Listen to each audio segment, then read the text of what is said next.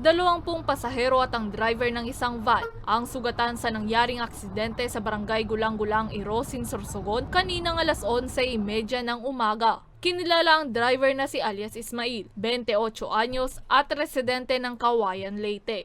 Ayon sa investigasyon ng Irosin Municipal Police Station, galing Las Piñas ang van at papuntang Leyte nang biglang makatulog sa gitna ng biyahe ang driver at sumalpok sa likurang bahagi ng isang backhoe na nooy nagmamaneuver sa gilid ng kalsada. 2 pasahero ang nasa kritikal na kondisyon at kasalukuyang ginagamot pa sa ospital. Sinasper po sa Provincial Hospital, Sorsogon Provincial Hospital, tapos yung isa naman is doon sa parang BRTTH po, sa Albay.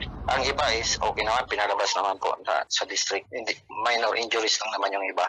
Accident-prone din daw ang nasabing kalsada. Wala pang nagsasampa ng kaso laban sa driver, ngunit posibleng maharap ito sa kasong reckless imprudence resulting to physical injuries and damage to property. Depende po sa kanila, ma'am. Kung magpa-file po sila ng kaso, nandito lang naman po yung mga ang aming opisina para ma-assist namin po sila kung ano po ang kailangan nila.